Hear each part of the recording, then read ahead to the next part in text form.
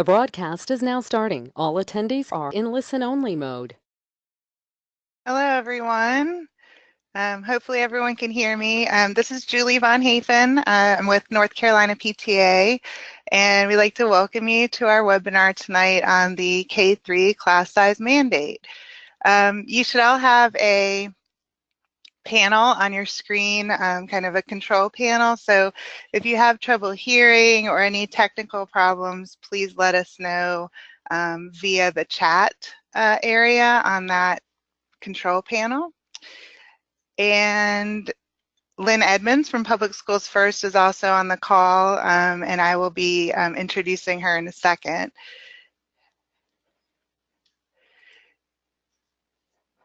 Hold on one second. So the webinar agenda, tonight Lynn's going to start out talking about how we got here with the class size mandate, and then I'm going to talk a little bit about what PTA advocates can do across the state and talk to you a little bit about some advocacy ideas and efforts and give you some real life examples of things we've been doing already that you can take home to your units.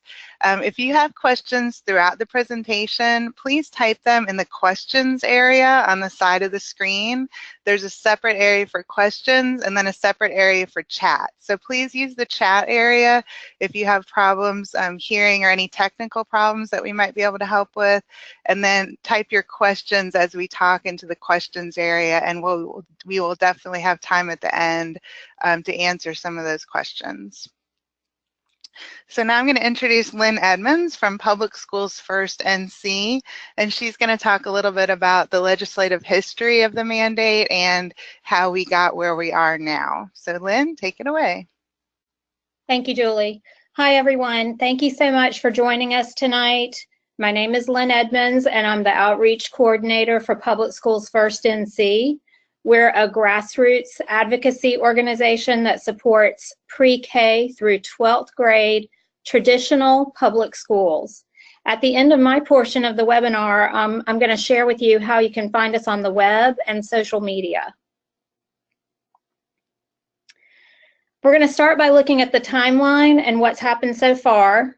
State lawmakers created this new K-3 class size mandate that will go into effect next school year. That's the 2018-19 school year. It was supposed to take effect this year, but we got a one-year delay from the Senate.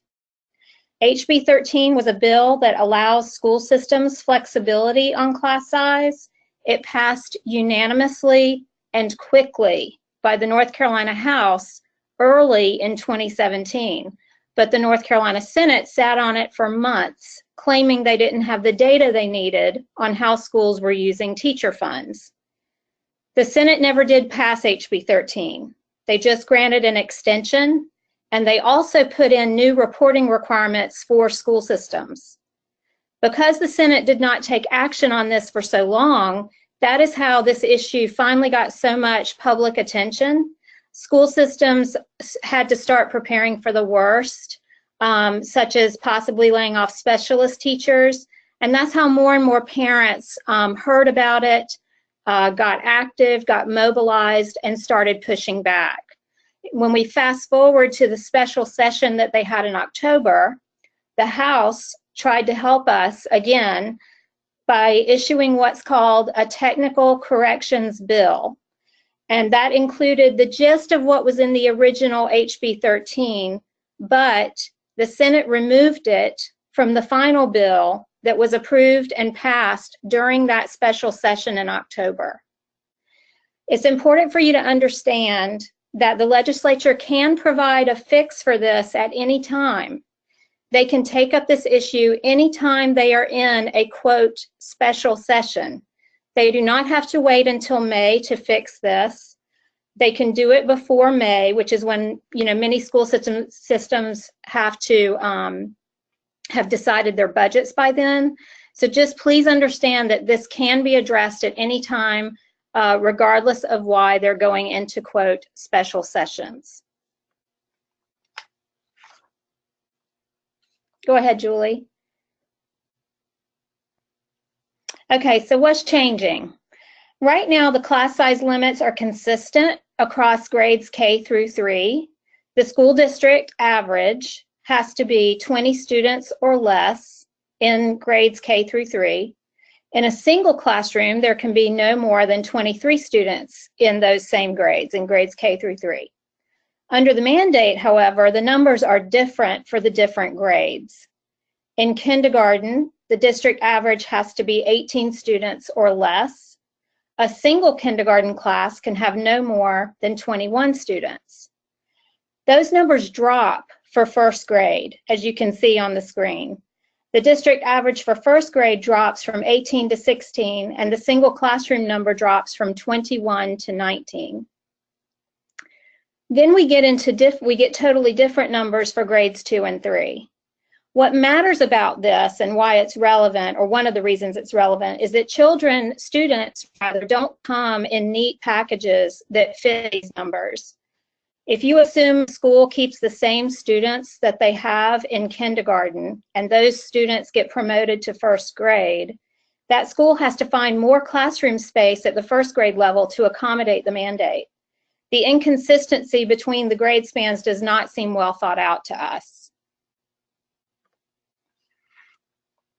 Go ahead, Julie. All right, so why does this mandate impact our specialist teachers in particular? Some lawmakers falsely accuse local school systems of misusing their teacher allotment funds. They claim they have funded this mandate and that districts are just simply misusing the money. The truth is, school systems have had flexibility in how they use their teacher allotment funds for more than 30 years. For example, an individual school gets so many dollars for teachers based on their student enrollment, but because there was some flexibility with class size, school could use some of that money to hire a music teacher or an additional languages teacher. That flexibility has been taken away in addition, in addition to the strict classroom limits. The fact is, no additional funding was provided to meet the class size mandates, the class size requirement, and no extra money was given for extra space. No additional funds were given for the extra teachers that we need to meet the K-3 class sizes. And no additional money has been provided to keep our specialist teachers. Next slide.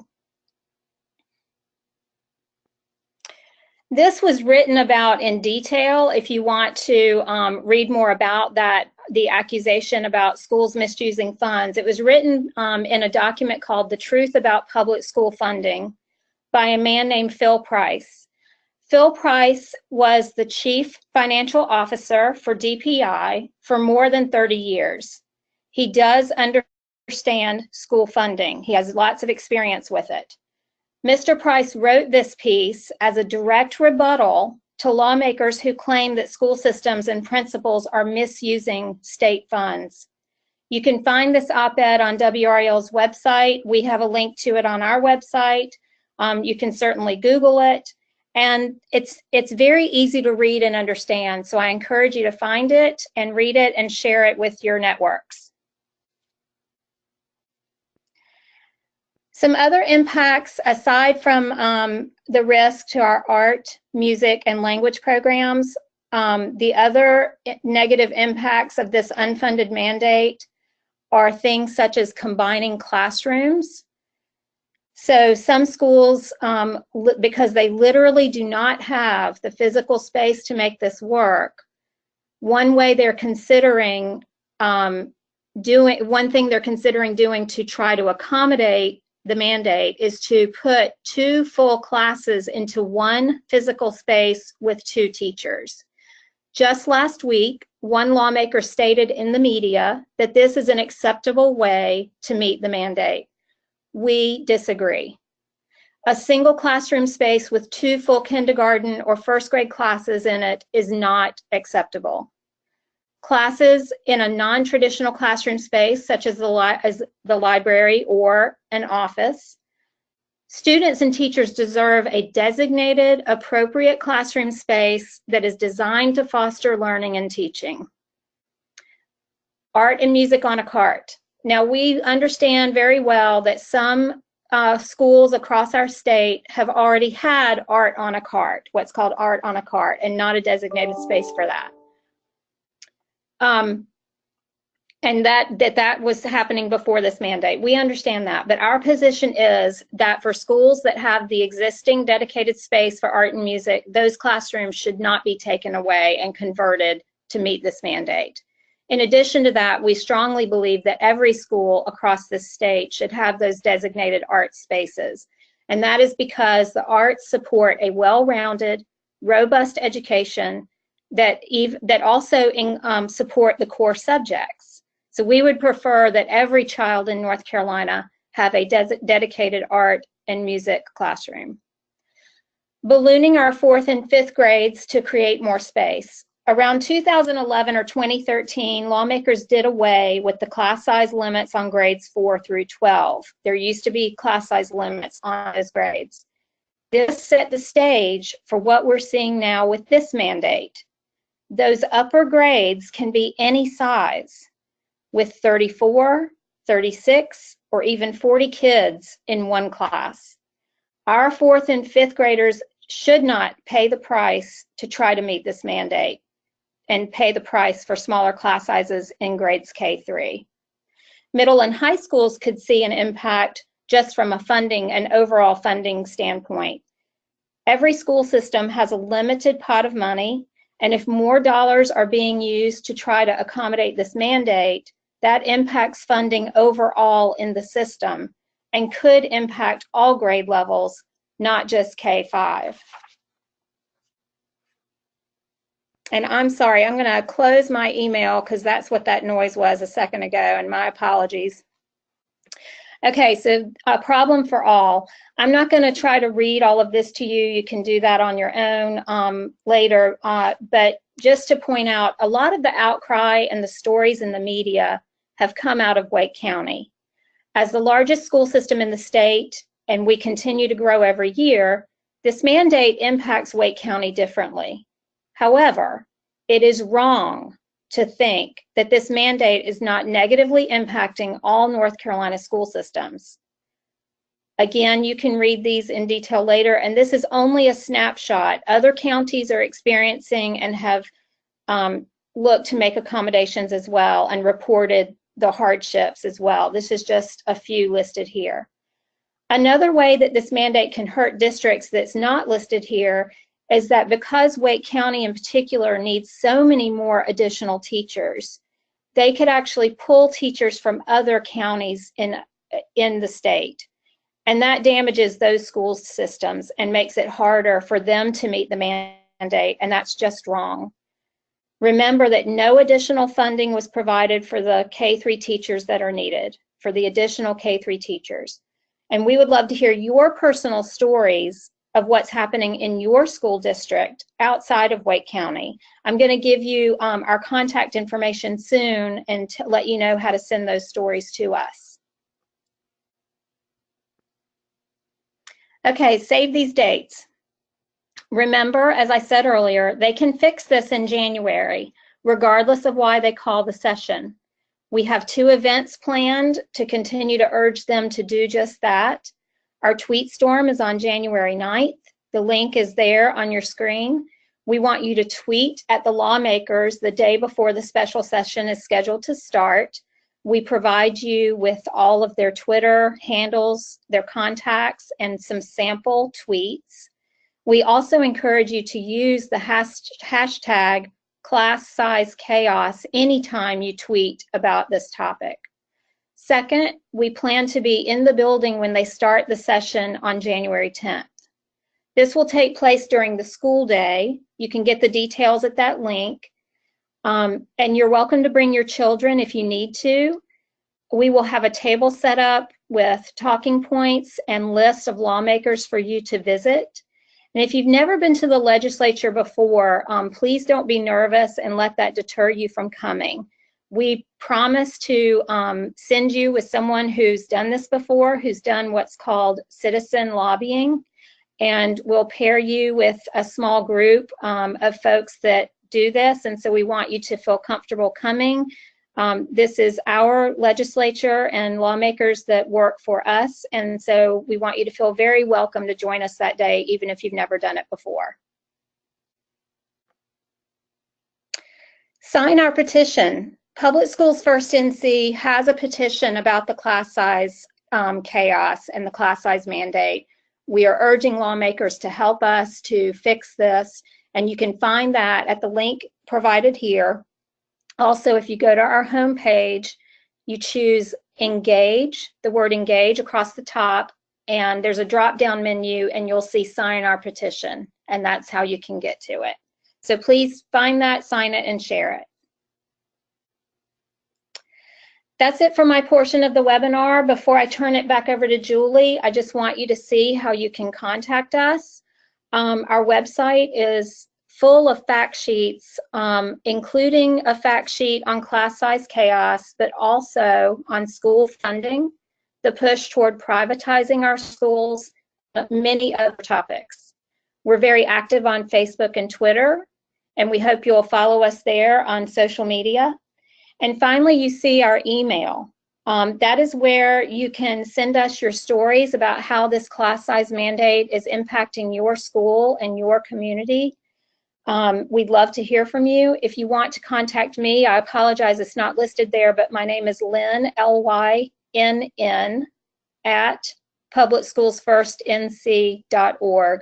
So it's similar email, it's just L-Y-N-N at. Thank you very much. Thank you, Lynn. If you have questions for Lynn about anything that she covered during her portion of the presentation, again, feel free to type them into the question box, and we'll be happy to answer those at the end of the presentation. So after getting all that information, you might be thinking, well, now what do I do with this information, and how do I affect change if I'm interested in getting involved? So I'm going to talk a little bit about how to advocate as a PTA unit and as a PTA member.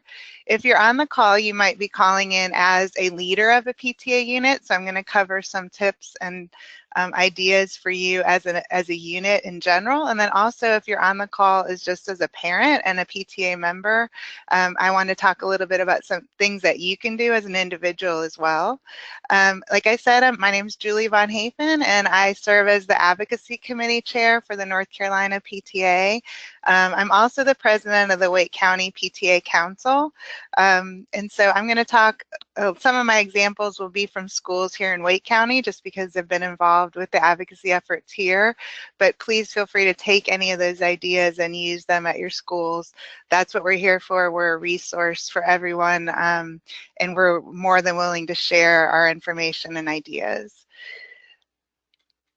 So I always like to start out all of my presentations with our PTA mission. Our PTA mission is to make every child's potential a reality by engaging and empowering families and communities to advocate for all children. Our mission as the PTA is to help you to engage and get involved in advocacy efforts. We're a bipartisan organization, and we're here to provide information and training for you to take back to your units and your parents. So please feel free to contact us at any time if you have questions or concerns or need more resources, which I'm going to talk about some of those in a minute. I just wanted to give you a brief history if you're not super familiar with PTA and what our history is. The PTA was founded on advocacy. We are the largest volunteer child advocacy organization in the nation. We've been around for 120 years, and we've advocated over the years for many, many different programs for the well-being of our children and youth, including the creation of kindergarten classes, hot and healthy lunch programs, and arts and education. So we're here as an advocacy group, and we're here to help you guys get involved with that and be a part of that history.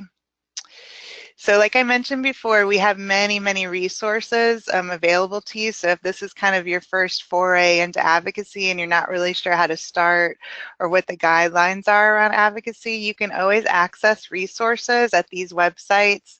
The National PTA has excellent resources at pta.org. The PTAKit.org website is the National PTA Back to School Kit. So that was available in the fall, and they do revamp that every year. It's an excellent resource for leaders and members. You do have to enter your email address in and get a login information for that, but once you do, you'll have access to great resources, especially about advocacy. Our North Carolina PTA website also has lots of great resources that you can access. So let's talk a little bit about how we can start out by engaging our community. I just wanted to encourage everyone that there really are just 3 keys to getting people involved with advocacy. So if you're on the call as a leader, maybe you already know a lot about the mandate and you're looking for ideas of how to get other people involved. Make sure that you show them why your local PTA is relevant. If they see that your PTA is actively working to bring about a positive change in your area, in your school, in your district, they're going to be more inclined to get involved. So be a good example for the rest of your parents at your school and show them how you're trying to make a change.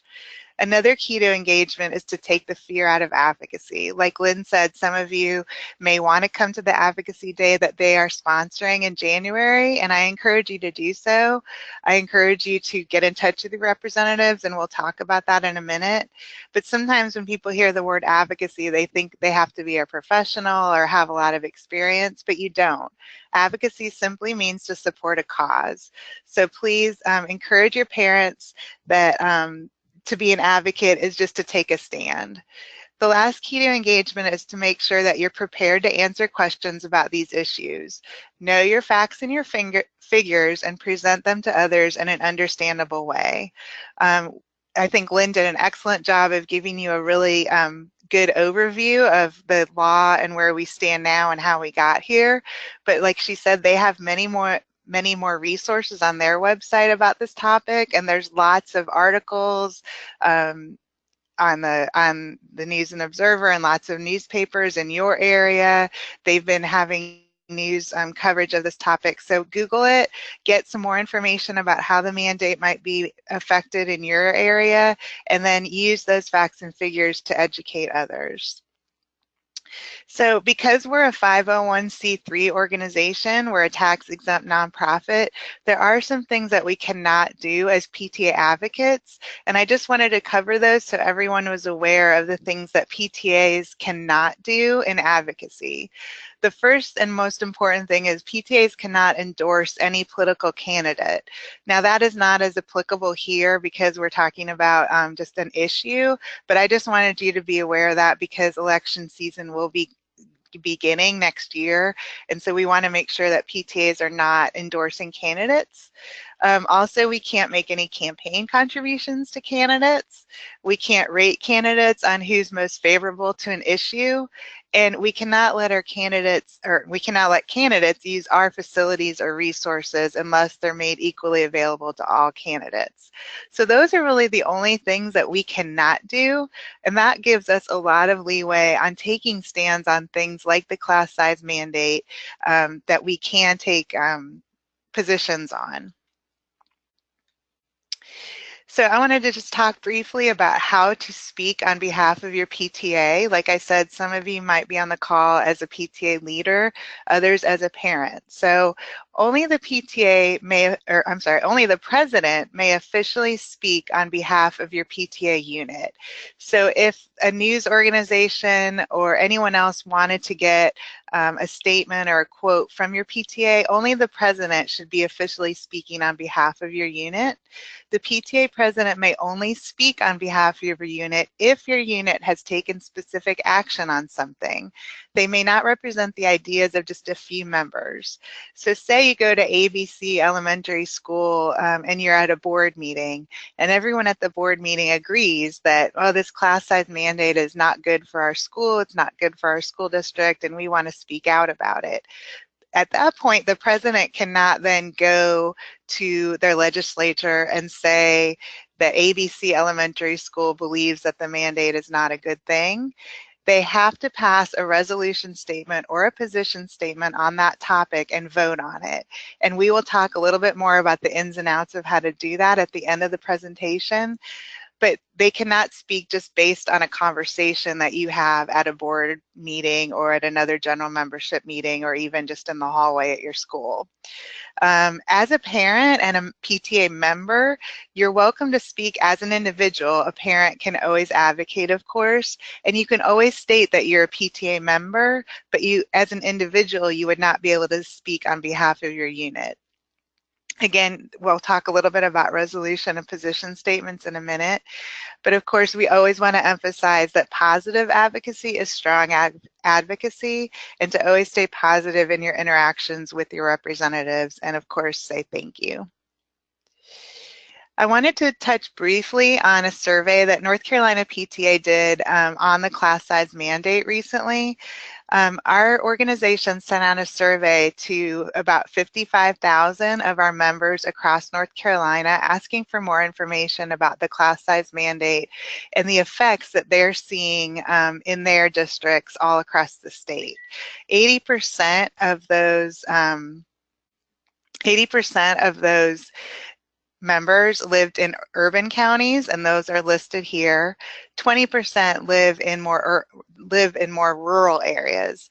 The effects of the class size mandate are showing almost exactly the same across our rural and urban districts. I have a summary of the survey results linked onto my presentation, and just for time's sake, I won't go too much into the details of the survey results right now, but I would be happy to share those survey results with you if you would like them, and my contact information will be at the end of the presentation.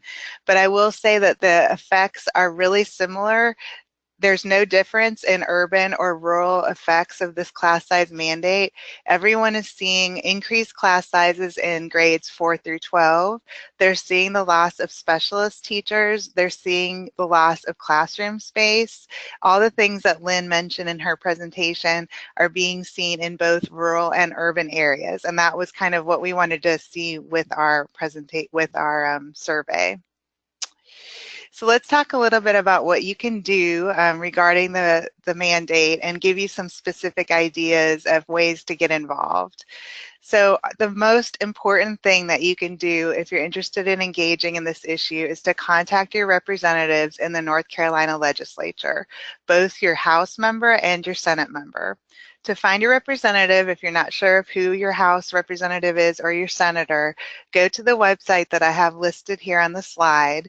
It's a really easy way to find out who represents you, and it will tell you their contact information, their email, their phone number, their mailing address.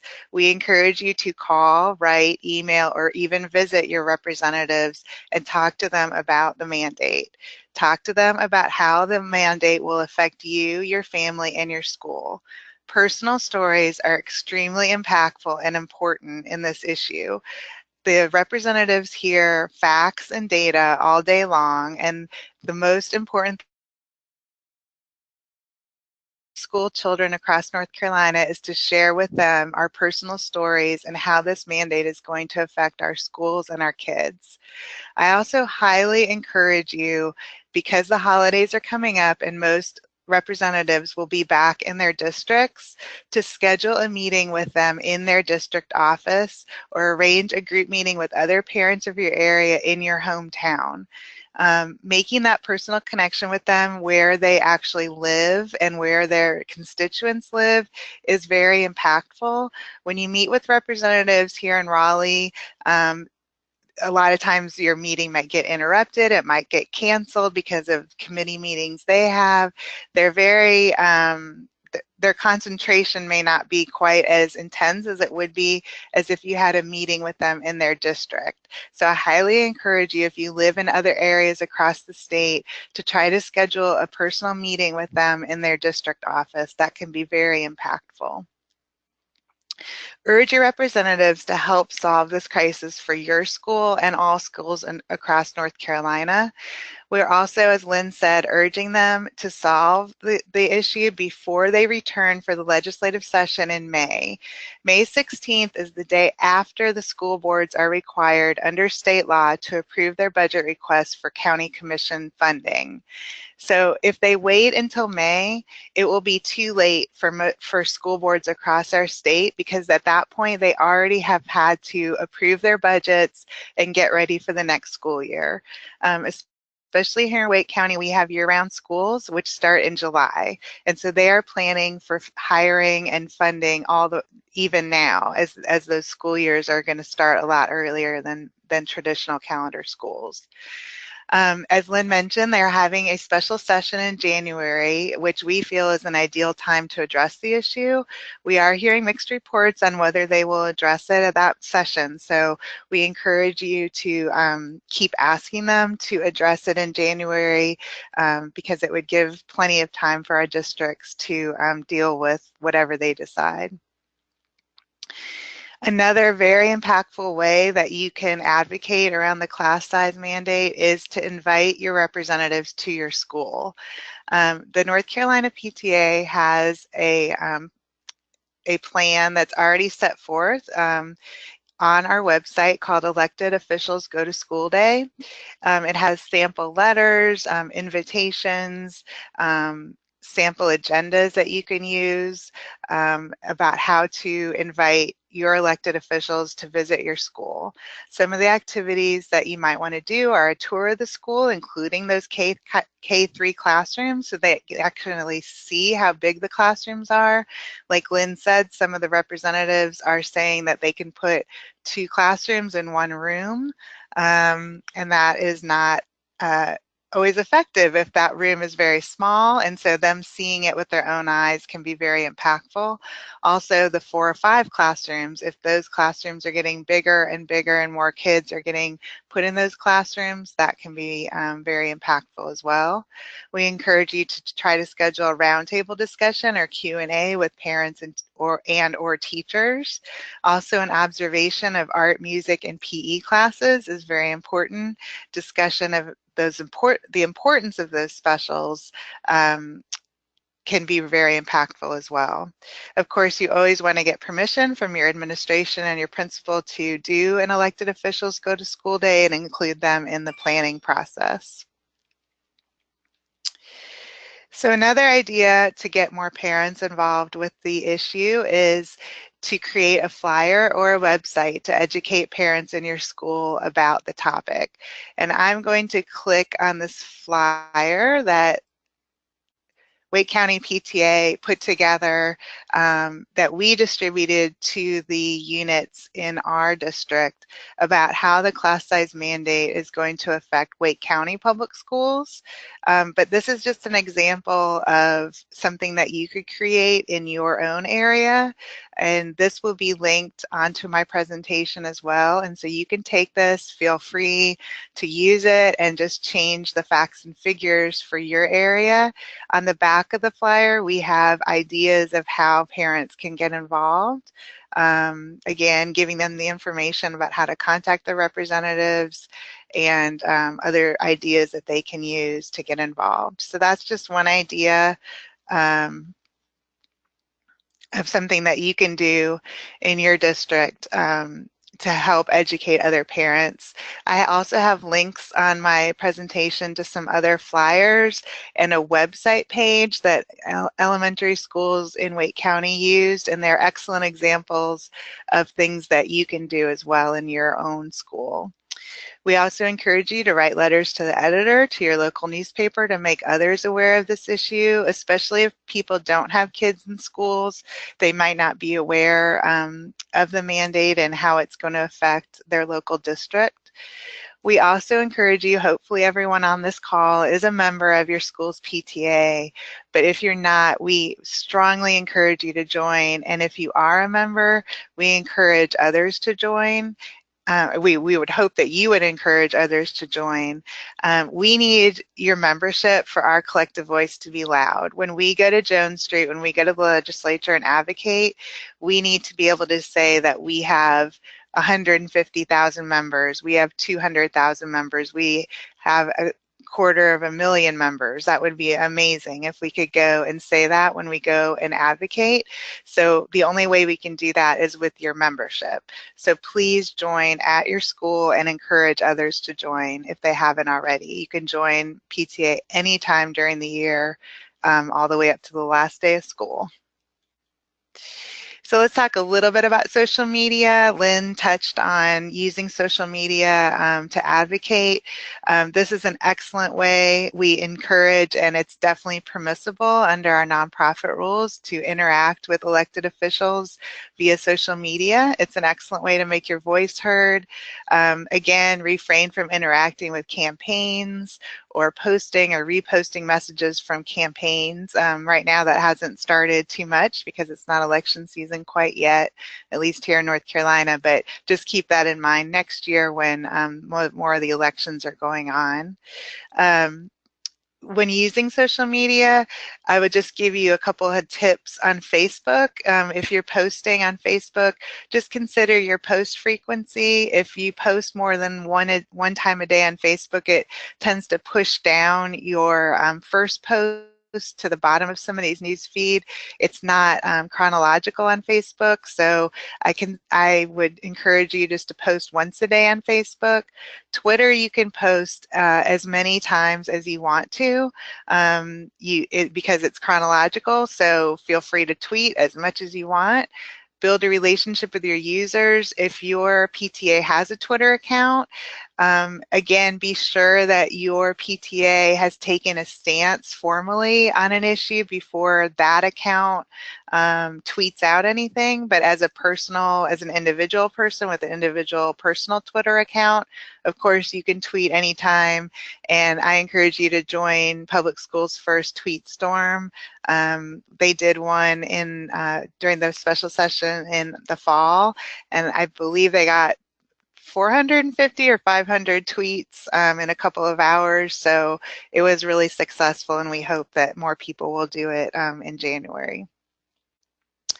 So let's talk a little bit quickly about resolutions and position statements. So if you're on the call from a PTA unit and you're a leader, you might be asking, how can we adopt a position statement like I've mentioned?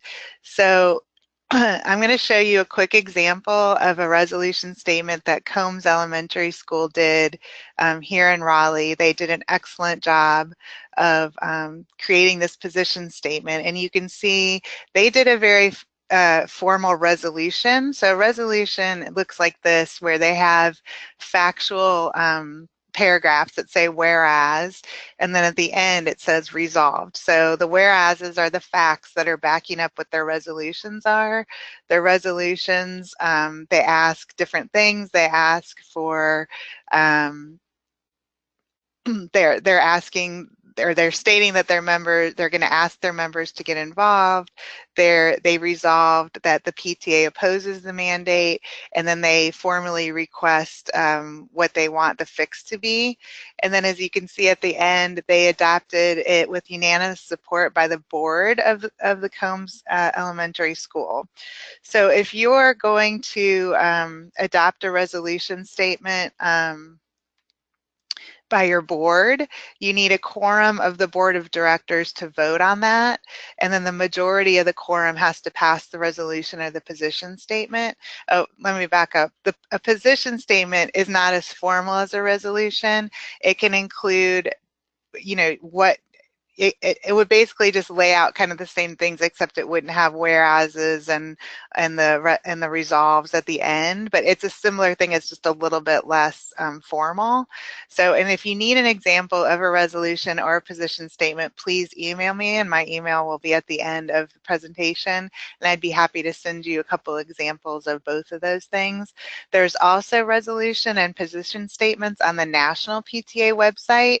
They adopt both types of documents, resolutions and position statements, and that's another really great place to go and get examples. back to how you pass it. So if it's being passed by your board of directors, again, you need a quorum of the board. If it's just passed, but if you want to have it passed by your entire general membership of your PTA, that's all the members in your school, you have to follow the same rules as in our bylaws for elections. And that means you need at least 20 members to vote on that issue.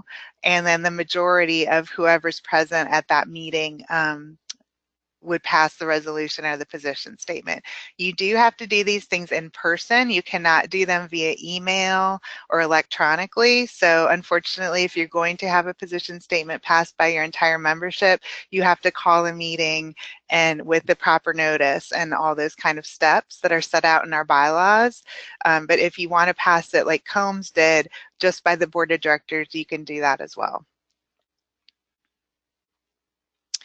So just quickly, I wanted to go through some frequently asked questions. These are some questions that we get a lot about the mandate, and so I just wanted to share some of these with you because you might be having your same some of the same questions, thinking the same things as we're going through the information. So a lot of people ask, what are some of the possible solutions to the problem of the mandate?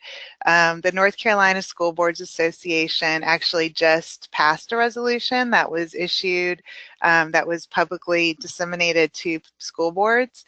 Their request was that the General Assembly slow the implementation of the class size reductions through a multi-year phase-in. So that is one solution that has been offered. Another solution that's been offered is that we return to the original HB 13 that did allow local school districts the flexibility to change the ratios up to 6 students in individual classes or 3 on a district average. So that would allow school districts that flexibility and not have such a hard line that's going to be implemented in the fall. Another solution would be to provide funding for the mandate, which was not provided at all as of right now. Another possible solution would be a separate funding allotment for specialist teachers. And then again, providing additional waiver mechanisms for districts that cannot comply. Right now, there are some waiver mechanisms in place, but they're very, very limited and would not allow school districts to apply for a waiver if they cannot comply for many reasons other than act of God and very specific reasons that are set out right now. Another question we get a lot are, what are the ramifications for a school or a district that's unable to meet the requirements? I wanted to set forth the actual law, just so in case you're interested in looking it up. General Statute 115C301 is the original class size law, the general statute. And then in April, the session law, House Bill 13, was passed, which allowed this extra year of implementation. In both of those laws, the only penalty that's set forth in that statute is that if the local superintendent does not comply with the requirements, that no state funds shall be allocated to pay his or her salary for the period of time they're in non-compliance. Now that's the only thing that's set forth in the law, but of course school districts want to comply with law, but this is, I just wanted to point out, this is the only penalty that's set forth actually in the statute. Another question we get is who came up with the guidelines. We don't really know who actually originally came up with this law.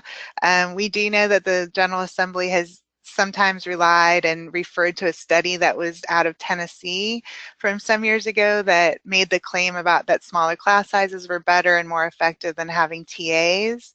The Tennessee experiment was actually a well-funded lower class size requirement, it had a lot of funding for the lower class sizes, whereas here in North Carolina, this has no funding. So we feel that that's a big difference between those two things. And also the scales of the school districts are a lot different in Tennessee versus the school districts here in North Carolina. And finally, the last question we get a lot is, how are the schools going to meet these requirements with no extra funding and no additional classrooms? And really that is the crux of the problem, those are the million-dollar questions. We don't really know how schools are going to meet these requirements if they don't have the funding and they don't have the classroom space. I don't have an answer to that question.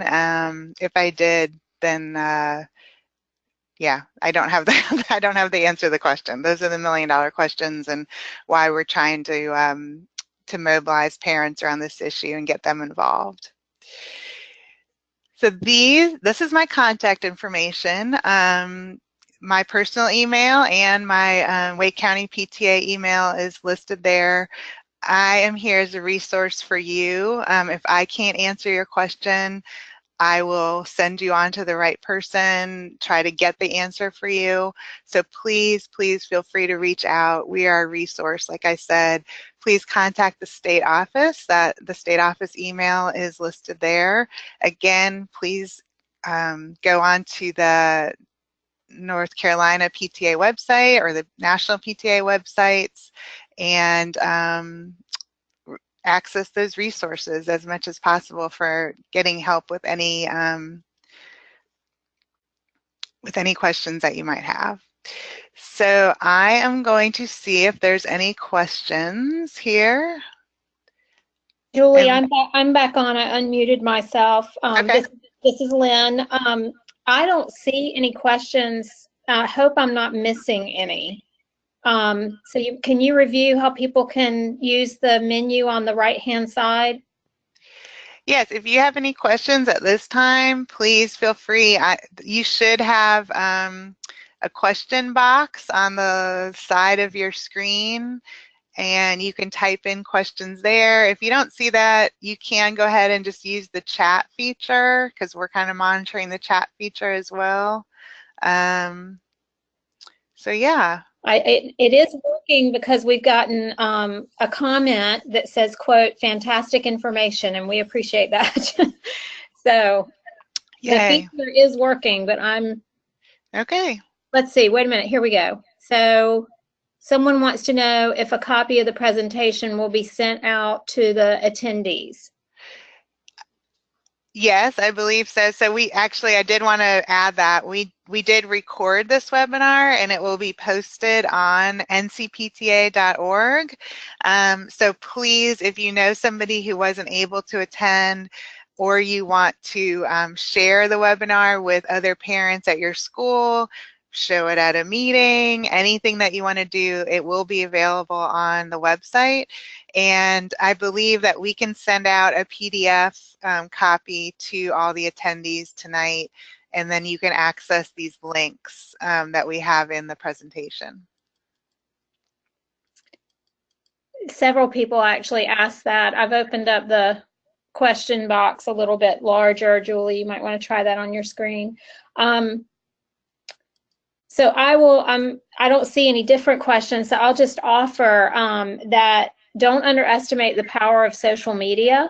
Don't wait till January 9th when we do our Tweetstorm.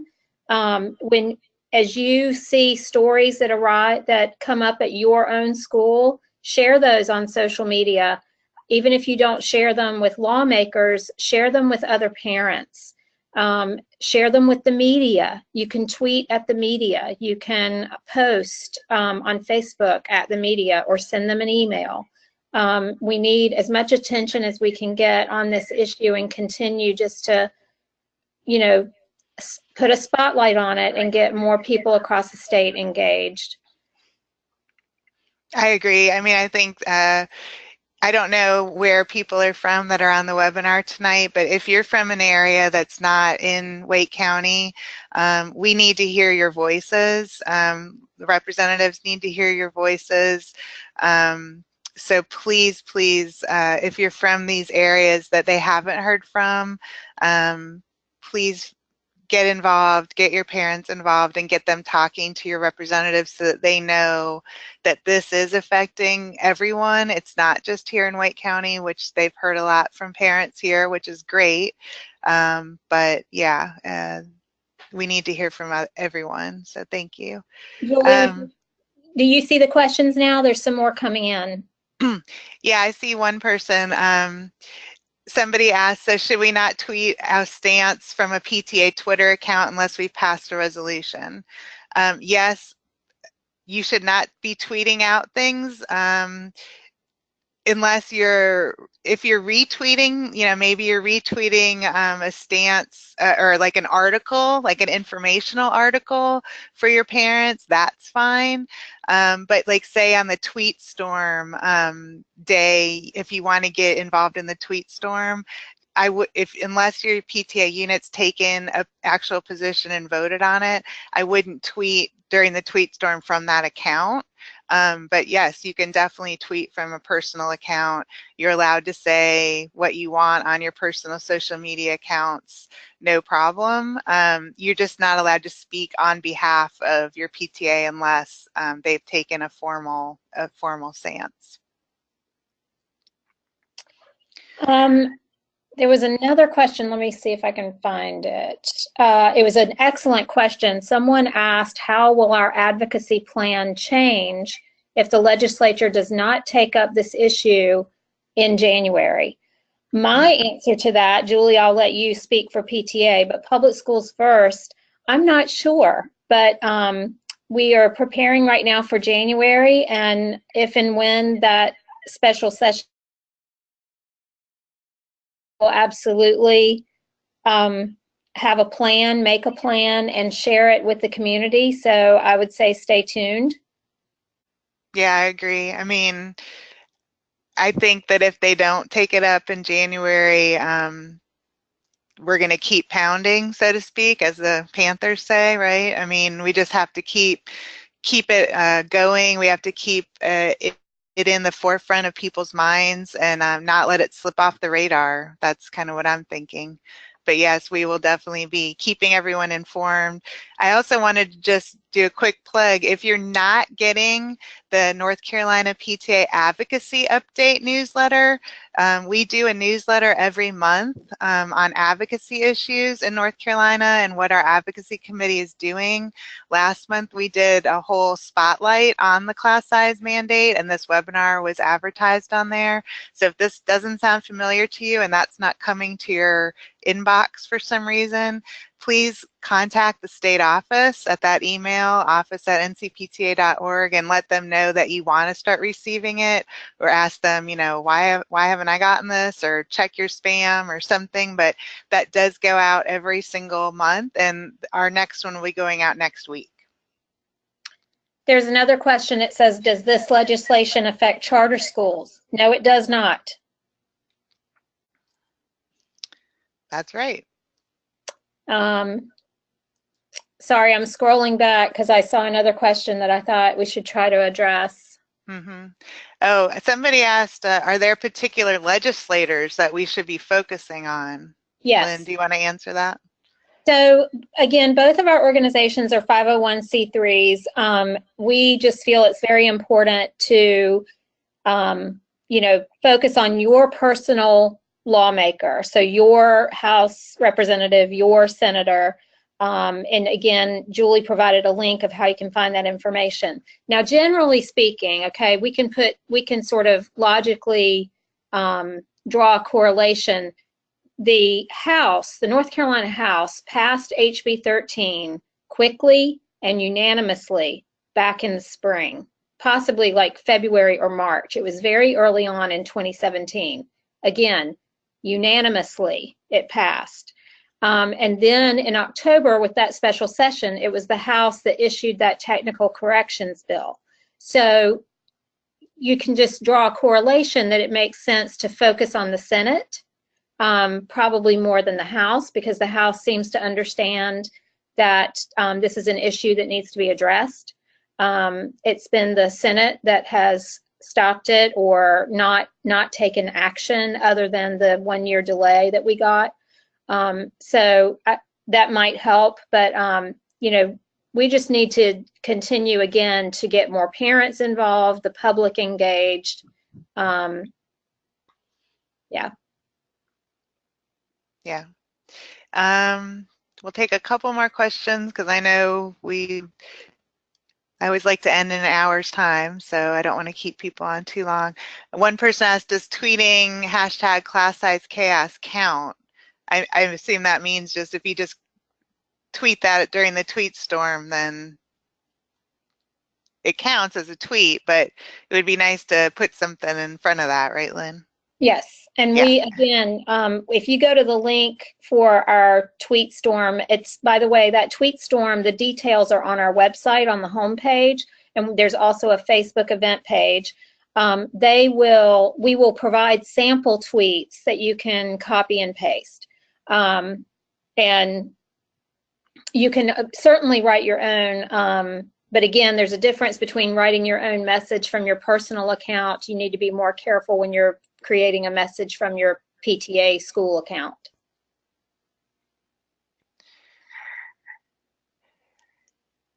Yeah, and just to go back on what Lynn said about concentrating on the Senate, like she said, the House has taken action on it. So if you do contact your House member, just be sure to thank them for those efforts. You know, just because they have tried to make some corrections to this and they have taken action on it. So just thank them for the efforts and just ask them to please continue those efforts. And just share stories of, you know, why it's still affecting your schools, but just encourage your House members to please continue to help us to get a correction to it. Someone asked if when you write to your lawmakers, do you say that you're in opposition of HB 13? No. If you go back to Julie's slide that said possible solutions, that's a good resource for you to refer to. In addition to that, you can read our petition. If you're welcome to borrow language from our petition on the Public Schools First NC website. That would be a better, those two resources I think are a better way for you to find what you want to ask for. And also the other position statements from other PTAs. Yeah, the position statement from Combs that will be on the link, they actually refer to the original HB 13 and the flexibility that gave school districts. So that language will be in there if that's what you decide that you want to advocate for. It seems like, and I know we've only got just very few minutes, but it seems like the person that asked the question, and others may be confused too, HB 13 is not the class size mandate. HB 13 was a fix that the House passed that was helpful to fixing this problem. So that it was a positive step that the House took, but the Senate did not pass it. Okay. Anything else, Lynn, you can think of? No, feel free to email me. I know Julie already said she welcomes your emails. We're happy to clarify anything that we've discussed on the call. My phone number is provided on the website as well. You're welcome to call me. We just, we are here as a resource for you, and we can explore things further and help explain things further if you need it. Thank you everyone for joining us tonight. We really appreciate your involvement and your engagement on this issue. Stay involved, stay engaged, and we're gonna, like my little guy says on my presentation, we're not gonna give up as long as we have your voice loud and strong advocating for every child here in North Carolina.